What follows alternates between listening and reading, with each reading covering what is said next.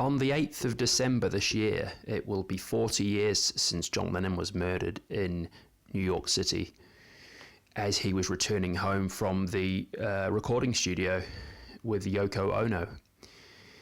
He was just about to enter the apartment building when Mark Chapman shot him and killed him. Now, I was 6 years old at the time, and I was living in New Zealand, and I remember we had this blue radio in the kitchen, this small radio, and I remember my dad going, "Oh no, no," and my dad was, obviously something was, my dad was shocked, and I was only 6, but it stuck in my memory. I've always remembered it, and I realised it must have been something important, and I think I talked about it at school the next day, and I think everyone did. It was one of those moments in life where you remember. But in August this year, Mark Chapman will be applying for parole. He'll be trying to get released from prison. He's tried 10 times already, and 10 times he's been turned down. This will be his 11th time, and it's looking likely that he's not going to be released from prison. Yoko Ono will be writing again to say why she doesn't want him to be released. But Mark Chapman's actually married. He got married in 1979 to a Japanese woman called Gloria, and she's still with him. It's amazing. She gets to visit him once a year in prison, and she gets to stay overnight. But yeah, all them years, she's stuck by him, which is amazing, I think.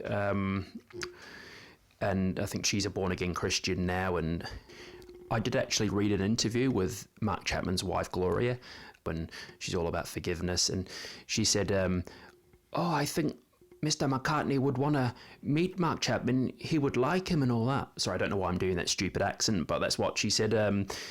She said, I think Mr. McCartney would like Mark now, as if Paul McCartney's going to want to visit Mark Chapman, And she said the same thing about Yoko as well.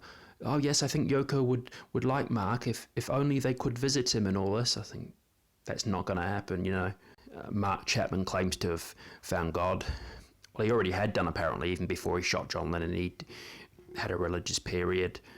But I was reading a little bit about his life, and it said when he was only 14 years old, he'd taken LSD, which I find amazing, really, because it's going to alter your mind, isn't it? But to take it when you're 14 years old, I mean, it's just crazy, Did that trigger something in his mind? Did it send him on a faulty way of thinking? Very possibly. Can't just blame it on him taking drugs, because I know there's plenty of people that have taken drugs and have not gone out and done that, but it certainly probably didn't help him. But I heard he'd also worked with children at some sort of camp or something like that, and he was very popular, it said, very good at his job. And I think he did this when he was a teenager, a late teen, early 20s maybe, working with kids. And he moved to Hawaii as well. But why did he shoot John Lennon? He said that he thought John Lennon was a fake and a phony, but he apparently had a list of people that he could have shot. It wasn't just specifically John Lennon. Now, John Lennon moved to New York in 1971.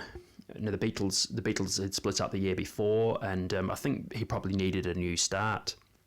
Sometimes it's good to get away. And he moved to New York with Yoko Ono, and he had to fight extradition, because I think the US government, Richard Nixon and etc., had tried to extradite John Lennon back to the UK because they thought he was a bad example with some of his views and stuff. Eventually, John Lennon got to stay in America, got to live there, and became a US citizen.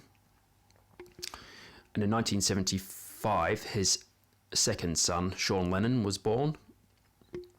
And John Lennon retired from the music business in 1975 and became a house husband, bringing up Sean Lennon and baking bread. And He lived in the Dakota building in New York. That was his main residency. But back in 1980, he decided to start making music again, and he released an album called Double Fantasy, which was a return to music. I think it was the first new album for like 5 years. Had quite a few hits on it. But the guy who shot John Lennon, on the day that he shot John Lennon, he got John Lennon to sign this record, this Double Fantasy record. And there's a photo, a very famous photo that somebody took of John Lennon signing Mark Chapman's record. And then like a few hours later, Mark Chapman shot him as John Lennon was returning home. I think it was about 10 to 11 at night.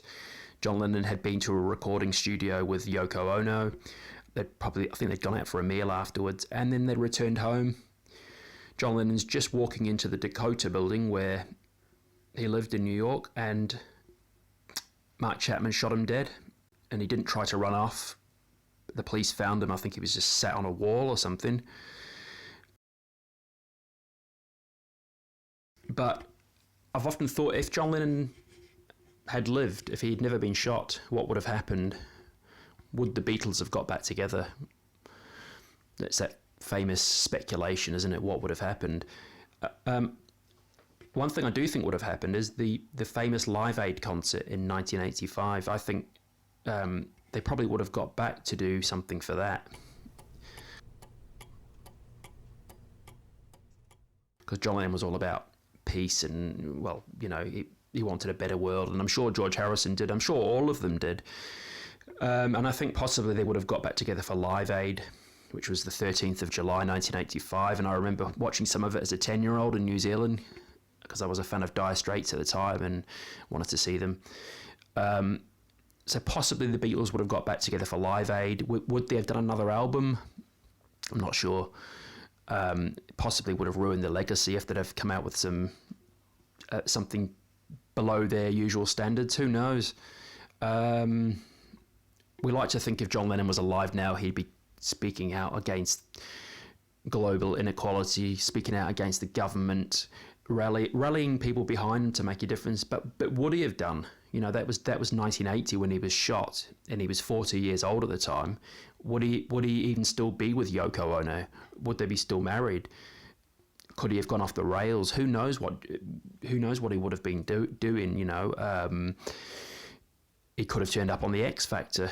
Him and Yoko Ono could have been judges on the X Factor. They could have been, you know, and he could have completely changed his politics. He could have changed his views. You know, we can only surmise, if that's the word. We can only guess what he would have been doing had he still been alive.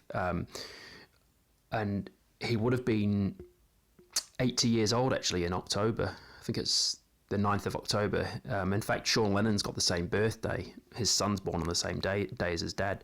But there was talk in 1981 that he was going to come back to England. He was going to come and visit, because he'd not been to England since 1971 when he left for America. So they said there was talk that he was going to come back to England and to visit, and he'd have probably seen his Aunt Mimi, who brought him up, and he definitely would have seen Julian Lennon, and maybe he'd have gone on to have a better relationship with Julian, because in many ways he neglected Julian. Julian was his first son, who was born in 1963, I think. He's a very talented guy in his own right now. He's a good photographer, good musician, and a really good bloke. Seems to be a really good bloke. Obviously, I've never met him. But his mum Cynthia's a lovely person. She's no longer with us, but she did a really good job of bringing him up. But Sean had the first sort of 5 years of his life with John, with his dad before he was killed. Sean's a talented guy as well, seems a decent guy. Can't be easy being a son or daughter of any of the Beatles, because you're always going to be compared to them. You're always going to have people saying, "Oh, you're privileged. You've got lots of money." You know, can't be easy. Where we're born in life is an accident. It's just random, isn't it? You could be born in the United States. You could be born in Italy, Japan, somewhere in Africa. career. You know what I mean? It's all random, isn't it? So they didn't choose to be born as sons and daughters of the Beatles, but you know, that's the way it is.